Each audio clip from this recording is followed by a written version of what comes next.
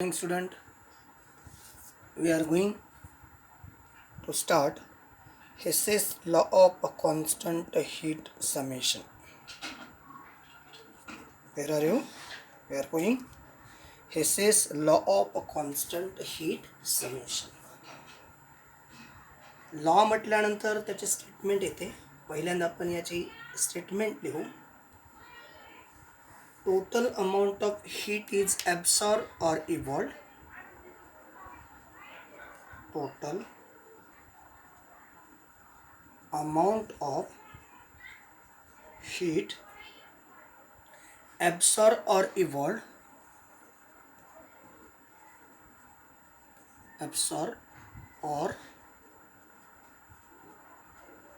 evolved in a chemical reaction in a chemical reaction is the same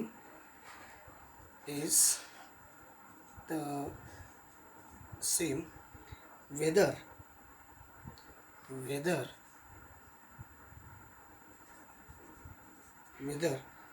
the reaction take place in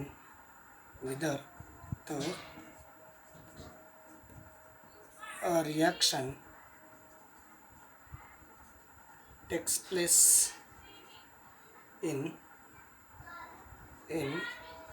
one step or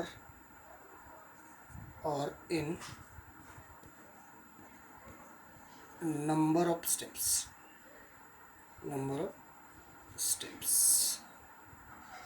ही आहे statement Hess's law of constant heat समेशनची. ही statement अशी सांगते, म्हणजे ही statement असं represent करते, एखादी chemical reaction होत असताना त्याचं एक्झाम्पल मी देतो. वेगवेगळे एक्झाम्पल आपण पाहणार आहोत.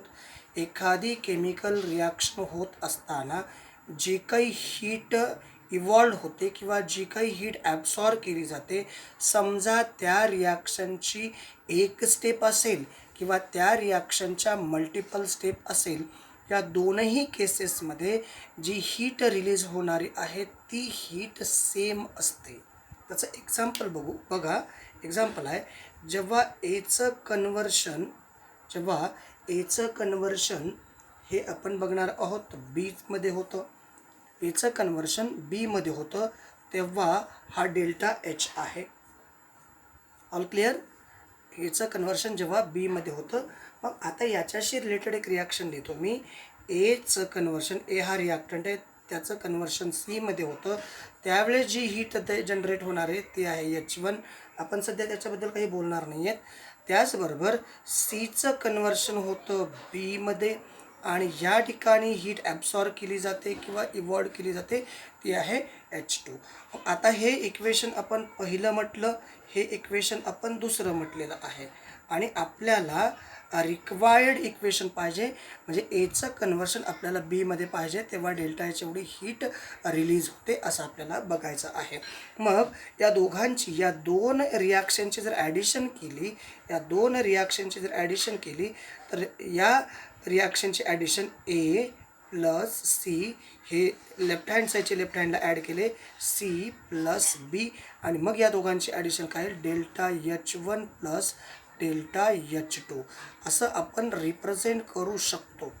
मग जर काळजीपूर्वक आणखीन पहा, आता इकडच्याही बाजूला सी आहे, इकडच्या या केमिकल रिॲक्शनमध्ये लेफ्ट हँड साईडला सी आहे, राईट हँड साईडला सी आहे, त्याच्यामुळे दोन कॅन्सल होतील. म्हणजेच एचं कन्वर्शन जेव्हा बीमध्ये होतं तेव्हा या रिॲक्शनमध्ये जो काही हीट चेंज झालेला आहे तो आहे delta H1 plus delta H2. मग इथं सुद्धा या रिॲक्शनमध्ये सुद्धा काळजीपूर्वक पहा, एचं कन्वर्शन बीमध्ये झालं तेव्हा डेल्टा एच, म्हणजे जेव्हा एचं कन्वर्शन बीमध्ये झालं तेव्हा डेल्टा एच म्हणजेच delta H1 plus delta H2, हे म्हणजेच डेल्टा एच आहे. मग आता आपली डेफिनेशन जी आहे, total amount of heat is absorb or evolve. एकतर हीट ॲब्सॉर्ब केली जाते किंवा इव्हॉल्व केली जाते, कधी in a chemical reaction is same, एकाच केमिकल रिॲक्शनमध्ये. बघा ह्या केमिकल रिॲक्शनमध्ये एचं कन्व्हर्शन बीमध्ये आहे आणि याही केमिकल रिॲक्शनमध्ये एचं कन्व्हर्शन बीमध्येच होतं आहे. तुम्ही कदाचित दोन वेगवेगळ्या रिॲक्शन घेतल्या तर त्या ठिकाणचा डेल्टा एच कधीही सेम येणार नाही.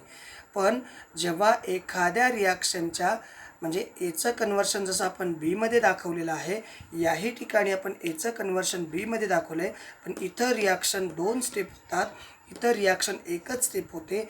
त्यावेळेस जी हीट बाहेर पडते डेल्टा एच म्हणजेच डेल्टा H1 अधिक H2. फॉर एक्झाम्पल इथं जर समजा 100 असेल तर कदाचित डेल्टा H1 40 असेल आणि डेल्टा H2 60 असेल. म्हणजे हा 100 बरोबर डेल्टा H1 40 अधिक डेल्टा H2 60 म्हणजेच 100 आहे असं. म्हणजे या ठिकाणी या रिॲक्शनमधून जी काही हीट जनरेट होते, जी काही हीट ॲब्सॉर्ब केली जाते किंवा इव्हॉल्व केली जाते ही सेम आहे. जर समजा ती रिॲक्शन एक स्टेपची असेल किंवा ती रिॲक्शन नंबर ऑफ स्टेपची असेल, इवन मल्टिपल स्टेपची असेल, तर अशा केमिकल रिॲक्शनला आपण Hess's law of constant heat summation असं म्हणत असतो. आता दुसरे एक्झाम्पल आपल्याला या बाबतीत आणखीन एक एक्झाम्पल बघायचं आहे. दुसरं एक्झाम्पल पहा. या ठिकाणी परत एक वेळेस आणखीन एक एक्झाम्पल मी तुम्हाला दाखवतो. काय आहे पहा Hess's law of constant heat summation म्हणजे नेमकं काय आहे. समजा एचं कन्व्हर्शन डीमध्ये झालेलं आहे. एचं कन्व्हर्शन डीमध्ये झालेलं आहे. त्यावेळेसचा जो काही डेल्टा एच असेल ते आपल्याला माहीत नाही समजा, किंवा आपण याला म्हटलं ए, कॅपिटल ए. आता आपण अंदाजे कॅल्क्युलेशन करतो. आता ही एक स्टेप रिॲक्शन आहे. आता याच्याचमध्ये एचं कन्व्हर्शन बीमध्ये होतं आहे, त्या ठिकाणचा डेल्टा H1. त्याचबरोबर बीचं कन्व्हर्शन सीमध्ये होतं आहे, त्या ठिकाणचा डेल्टा H2. आणि सीचं कन्व्हर्शन डीमध्ये होतं आहे, त्या ठिकाणी डेल्टा H3. आता इथं किती स्टेप आहेत. ही पहिली स्टेप, ही दुसरी स्टेप आणि ही तिसरी स्टेप. या ठिकाणी किती सिंगल स्टेप रिॲक्शन आहे. याच्यामध्ये समजा जी काही हीट इव्हॉल्व झाली किंवा ॲब्सॉर्ब झाली. मग आता आपल्याला जे बघायचं आहे, या ठिकाणचा डेल्टा एच म्हणजे ए आहे, इथं डेल्टा H1 आहे समजा, याच्यामध्ये डेल्टा H1 आहे एक्स, याचा डेल्टा H2 आहे वाय आणि या ठिकाणी झेड आहे. तर मग आता या तिघांची जर आपण ॲडिशन केल्यानंतर याचं ॲडिशन त्याचबरोबर याचं ॲडिशन जर केलं तर काळजीपूर्वक पहा, तर बी आणि हा बी कॅन्सल, सी आणि हा सी कॅन्सल, उरतात काय A is converted into D आणि इकडं येईल delta H1 plus delta H2 plus delta H3 म्हणजेच X plus Y plus Z. मग ए टू डी म्हणजे delta H is equal to delta H is equal to H1 plus delta H किती आहे A, delta H किती आहे A is equal to X plus Y plus Z. तर अशा प्रकारे सुद्धा आपल्याला Hess's law of constant heat summation आपल्याला रिप्रेझेंट करता येतो. त्याच्यासाठी आपण ॲक्च्युअली एक क्वेश्चन बघूयात आणि त्यानंतर आपण पुढच्या पॉईंट्सकडं कन्वर्ट होऊयात. आणखीन एक क्वेश्चन या ठिकाणी दिलेला आहे, थोडंसं क्वेश्चन काळजीपूर्वक पहा. या Hess's law of constant heat समेशनशी रिलेटेड एक क्वेश्चन दिलेला आहे. त्या क्वेश्चनबद्दल आपण एक दोन क्वेश्चन सॉल्व करू, म्हणजे तुम्हाला याच्या आयडिया येऊन जातील आणि मग हा पॉईंट या ठिकाणी संपतो. मग आपल्याला नेक्स्ट पॉईंटकडं जायचं आहे, तो पाहू कोणता पॉईंट आहे. अगोदर याचे खूप सारे जे काही थोडंसं कॉम्प्लिकेटेड आहेत. काय आहे, कारण या केमिकल रिॲक्शन सिंगल स्टेपमध्ये असतील किंवा मल्टिपल स्टेपमध्ये असतील तर त्याच्यामध्ये जे काही चेंजेस होणारे आहेत ते आपल्याला या ठिकाणी पाहायला मिळतात. फॉर एक्झाम्पल आहे carbon solid plus half of oxygen gaseous आणि या ठिकाणी याचं कन्व्हर्शन आहे कार्बन मोनॉक्साईड गॅसियस आणि delta H is equal to energy दिली आहे -x किलोजूल. त्याच्यानंतर दुसरी रिॲक्शन दिली आहे carbon monoxide gaseous plus half of O2 gaseous, याचं कन्व्हर्शन होतं आहे कार्बन डायऑक्साईडमध्ये, delta H is equals to -y. आणि आपल्याला काय पाहिजे आपल्याला रिक्वायर्ड इक्वेशन काय पाहिजे, तर कार्बन सॉलिड रिक्वायर्ड इक्वेशन काय पहा आपल्याला पाहिजे फाइंड आउट. क्वेश्चन असा आहे find out find out the heat of reaction. Find out the heat of reaction.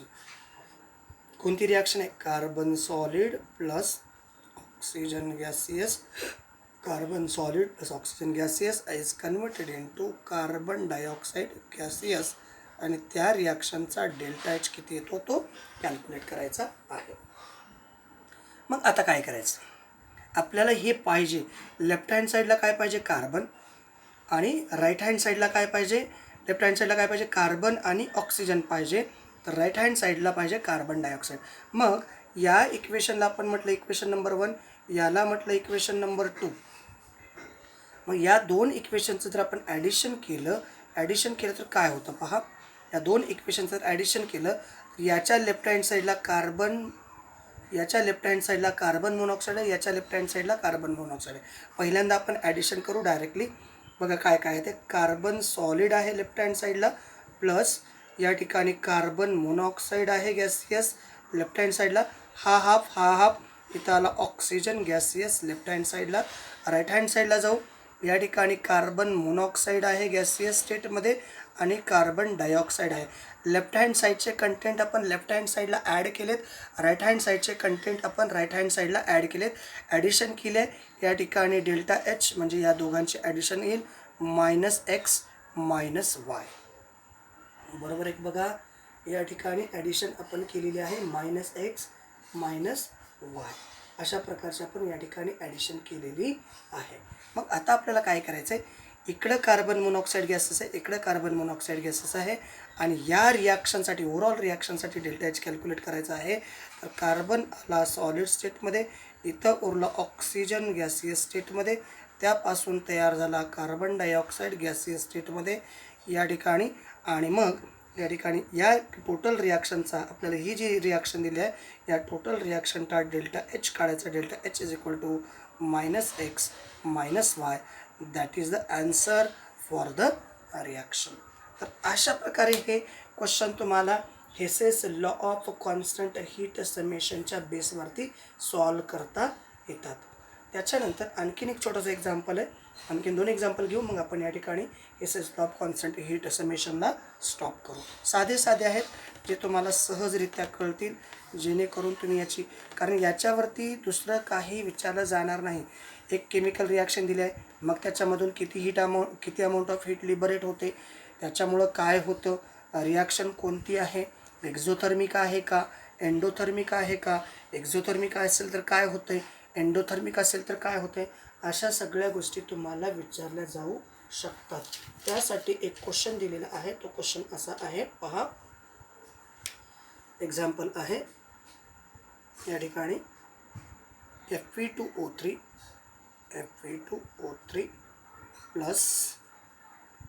Plus carbon monoxide gases, thrice of carbon monoxide gases is converted into twice of Fe plus thrice of CO2 gaseous. आता हे सॉलिडमध्ये आणि हा गॅसियसमध्ये, आणि याचा delta H दिला आहे. Delta H1 म्हणा वाटलं तर delta H1 is equals to -2.6 kilo joule. दुसरी रिॲक्शन दिली आहे FeO प्लस कार्बन मोनॉक्साईड, हा गॅसियस येथील, हा सॉलिडमध्ये, याचं कन्वर्शन होतं आहे Fe आणि प्लस Fe हा सॉलिडमध्ये येईल. त्याच्यानंतर कार्बन डायऑक्साईड आहे, तो आहे गॅसियस स्टेटमध्ये, आणि या ठिकाणचा डेल्टा एच दिला आहे -16 किलो जूल. आता आपल्याला पाहिजे काय, आणि विचारलेलं आहे find delta H change for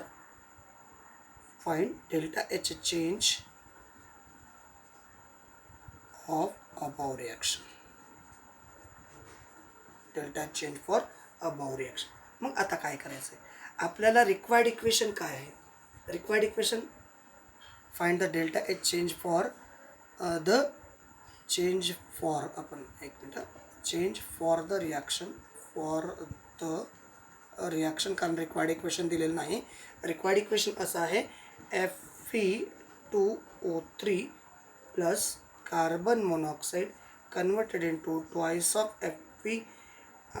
FeO and carbon dioxide. या ठिकाणी हा सॉलिड स्टेटमध्ये, हा गॅसियस स्टेटमध्ये, हा सॉलिड स्टेटमध्ये, हा सॉलिड स्टेटमध्ये आणि हा गॅसियस स्टेटमध्ये. तर या रिॲक्शनचा आपल्याला डेल्टा एच कॅल्क्युलेट करायचा आहे. आता कसं कॅल्क्युलेट करायचं पहा. कसं कॅल्क्युलेट करता येईल. आता आपल्याला हे इक्वेशन आणायचं आहे. या दोन इक्वेशनपासून आपल्याला हे इक्वेशन, म्हणजे या इक्वेशन जे दिलेलं इक्वेशन आहे, या दिलेल्या इक्वेशनच्या लेफ्ट हँड साईडला काय काय आहे हे पहिलं पहा. लेफ्ट हँड साईडला Fe2O3 आहे, म्हणजे हे Fe2O3 इकडे ठेवायला काय अडचण नाही. लेफ्ट हँड साईडला CO आहे, इथं CO आहेत एक, इथं CO आहे 3 आहेत, म्हणजे इथं टोटल 4 CO आहेत. मग आता आपल्याला या ठिकाणी Fe आहे, इकडे Fe आहे, त्याचबरोबर या ठिकाणी कार्बन डायऑक्साईड आणि याही ठिकाणी कार्बन डायऑक्साईड आहे. तर मग आता आपल्याला हे इक्वेशन या फॉर्ममध्ये कसं आणता येईल. FeO तर इथं कुठंच दिसत नाही. FeO या ठिकाणी आहे. याला जर इकडं घेऊन जायचं असेल, याला जर इकडं घेऊन जायचं असेल, याला म्हणू आपण इक्वेशन पहिलं, याला म्हणू आपण इक्वेशन दुसरं. बरोबर आहे का बघा. It is equation first, it is equation second. हे दोन इक्वेशन आत्ता सध्या तुमच्याकडं आहेत आणि या दोन इक्वेशननुसार आपल्याला कॅल्क्युलेशन करायचं आहे. याला जर इकडं गेलं तर मग हे इक्वेशन बॅलन्स होऊ शकतं. मग आता आपल्याला काय करायचं आहे. इक्वेशन पहिलं -2 इंटू, कारण Fe किती आहेत 2 आहेत, हे किती आहेत बघा twice of Fe, 2 into equation second. अशा पद्धतीनं हे इक्वेशन आता आपल्याला कॅल्क्युलेट करायचं आहे. कन्सेप्ट आला का बघा इथंपर्यंत. Equation first -2 into equation second. त्यानुसार आता हे इक्वेशन, हा क्वेश्चन तुम्ही लिहिलेला आहे. डायरेक्ट मी याचं आपल्याला सोल्युशन देणार आहे. क्वेश्चन लिहून घेतलं असेल तर आता याचं आपल्याला सोल्युशन सॉल्व करायचं आहे. काय सांगितलं आहे. Equation first -2 into equation second, असं आपल्याला सॉल्व करायचं आहे. तर हे सेकंड इक्वेशन आहे, हे फर्स्ट इक्वेशन आहे. पहिलं इक्वेशन ॲज इट इज, दुसऱ्या इक्वेशनला 2 मल्टिप्लाय करायचं आहे. It is equation second. तर या ठिकाणी आपण 2 मल्टिप्लाय करू, याही ठिकाणी, या ठिकाणी 2 मल्टिप्लाय करू, इथं 2 मल्टिप्लाय करून याही ठिकाणी 2 मल्टिप्लाय करू, याला 2 मल्टिप्लाय करायचं आहे. आणि दिलेलं ॲन्सर आपल्याला काय करायचं आहे, मायनस करायचं आहे.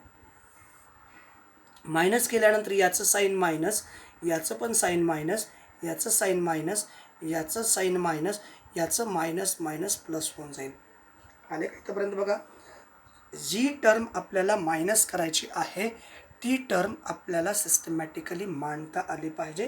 त्यानुसार आपण ती टर्म मायनस करू शकतो. मायनस करत असताना अगोदरचं जे कुठलं साईन आहे, अगोदरचं जर मायनस साईन असतं तर त्या ठिकाणी आपण प्लस केलं असतं. पण याला अगोदरचं साईन आहे प्लस, याला अगोदरचं साईन आहे प्लस, याचं अगोदरचं साईन प्लस आहे, याचं अगोदरचं साईन प्लस आहे, याचंही अगोदरचं साईन प्लस आहे. पण आता आपल्याला मायनस करायचं आहे, कारण इक्वेशन फर्स्ट -2 इंटू, कारण दुसऱ्या इक्वेशनला 2 मल्टिप्लाय करून मायनस करायचं आहे. हे 2 मल्टिप्लाय केलेलं आहे. आता ते मायनस करायचं आहे. हे मायनस करण्यासाठी आपण मायनस साईन मांडलेलं आहे. आता मायनस साईन मांडल्यानंतर आता काय होते बघा, काय काय चेंजेस होतात ते आपल्याला पाहायचं आहे. हे -2 CO आहे, हे +2 CO आहे. आता इकडे लेफ्ट हँड साईडला आपलं काय काय उरते ते मांडू.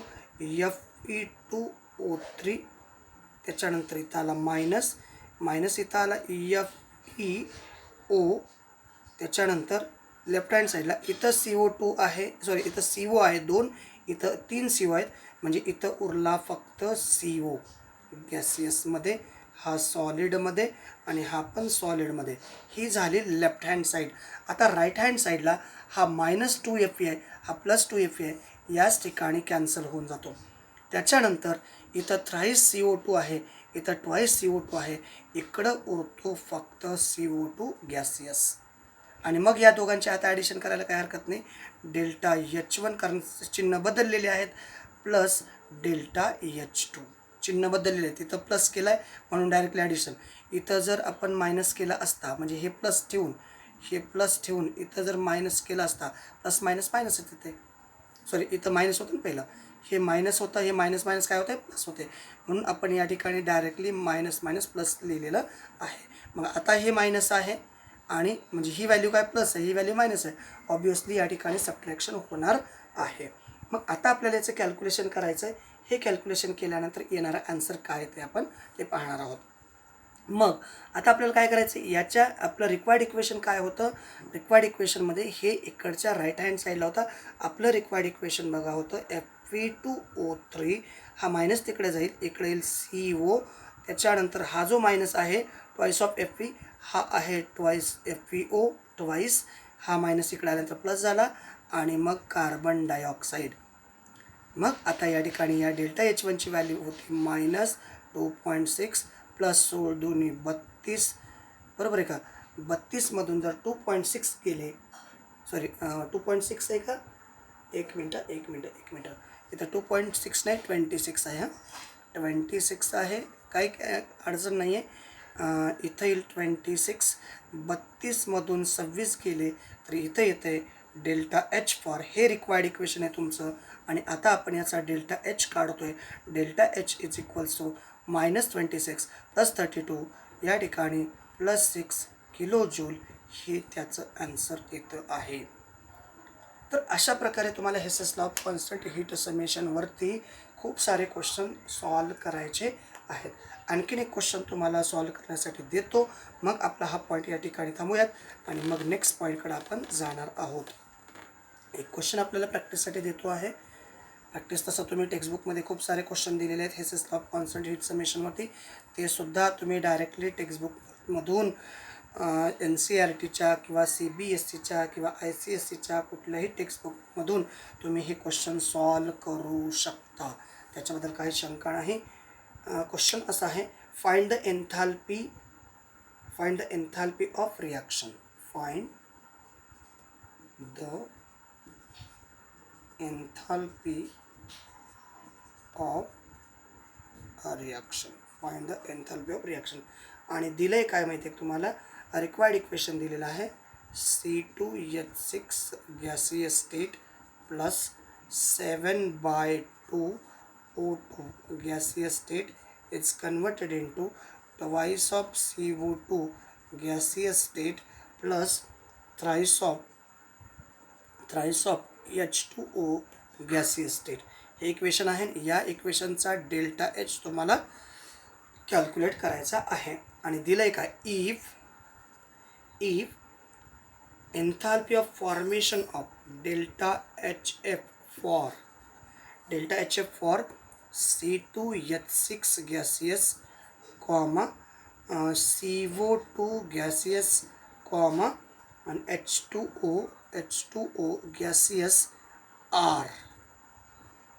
प्रत्येकाची एन्थाल्पी इथं दिले आहेत -20 किलो कॅलरी, याची व्हॅल्यू दिली आहे -90 किलो कॅलरी आणि याची व्हॅल्यू दिली आहे -70 किलो कॅलरी. हे इक्वेशन दिलेलं आहे आणि याच्यावरून तुम्हाला हे रिक्वायर्ड इक्वेशन आणायचं आहे. तर मग आता या रिक्वायर्ड इक्वेशनचा तुम्हाला डेल्टा H कसा कॅल्क्युलेट करता येईल, कसं कॅल्क्युलेट करा, तर त्याच्यासाठी अगोदर याचं फॉर्मेशन आणि याचं फॉर्मेशन तुम्हाला रिप्रेझेंट करणं गरजेचं आहे. मी फॉर्मेशन लिहून देतो, त्याच्यानंतर तुम्हाला हिंट देतो, बाकीचं तुम्ही सोडवायचं आहे. याचं डेल्टा HF म्हणजे फॉर्मेशन ऑफ आहे, सॉरी फॉर्मेशन ऑफ, याचं फॉर्मेशन. आता हा कन्स्टिट्युएंट तयार झालेला आहे कशापासून, याच्यामध्ये कार्बनचे 2 ॲटम, हायड्रोजनचे 6 ॲटम आहेत, याच्यापासून C2H6 तयार झाला. मग तेच लिहायचं आहे, twice of carbon solid plus thrice of H2 gaseous, आणि मग याच्यापासून तयार होतो C2H6 गॅसियस, आणि ह्याचा जो डेल्टा H1 आपण म्हणू, डेल्टा H1 आहे -20 किलो कॅलरी. ही झाली पहिली रिॲक्शन.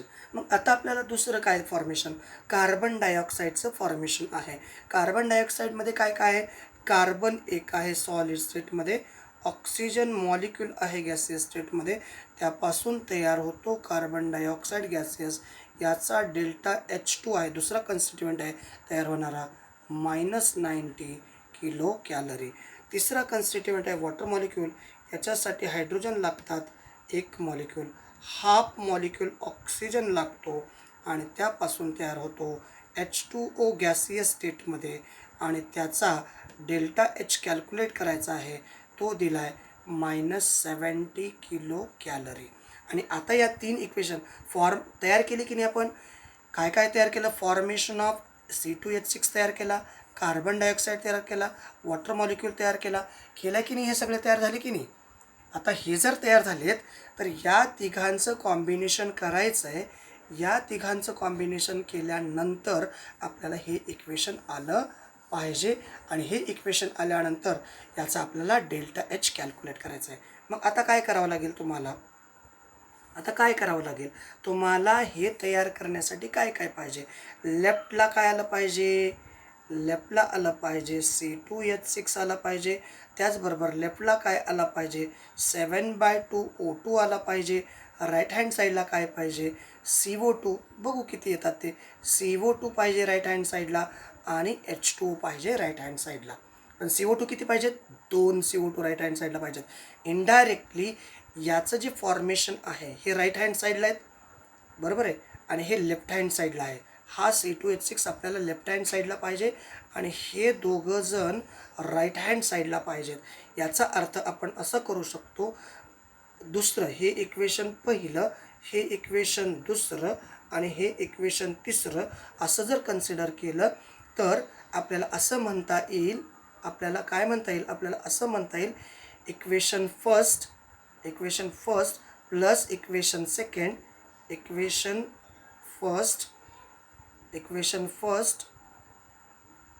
एकच मिनटं. इक्वेशन नाही, आपल्याला इक्वेशन किती कार्बन डायऑक्साईड किती पाहिजेत. आपल्याला कार्बन डायऑक्साईड किती पाहिजेत 2.